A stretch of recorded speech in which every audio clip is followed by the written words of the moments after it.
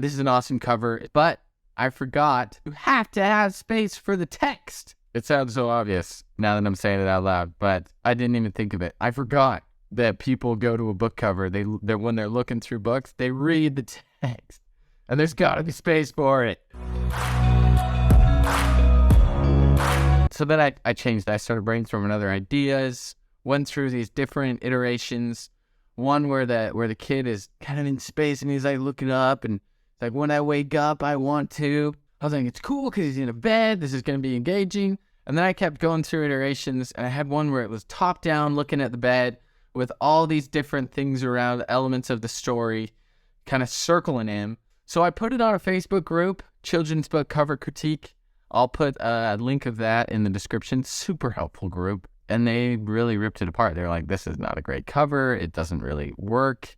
You tried to force the text on there, and it doesn't look good. I was back at it, and they're like, you should just create more adventure with it, more motion, more energy. And then I went back to square one using one of the pages from the inside of the book where the boy is flying with geese in the sky. And I put that on the cover, and I started moving around the geese to kind of fit the text. Very important. And when I did it, it clicked. Put it on the group, and they ripped it apart again. They said that my little boy he looked like an insect. Didn't even look like a little boy. It took them a while to figure out that it was a kid. I was like, oh, wow. And that's just another support of the truth that you have to get feedback. As artists, at least me as an artist, I'm kind of blind to my own work. I think something looks good when it really doesn't. And it takes someone with an outside perspective to say, this doesn't look good. Fix it. They told me that it was not great. Went back, added a couple elements to the boy to make it look more like a child. This is where it is now. I'm really, really excited about the motion on this, and the back cover fits as well. And that brings me to a very, very important point. You have to have bleed. If you're going to use an offset printer or whatever printer you're using, you have to find out what bleed they need.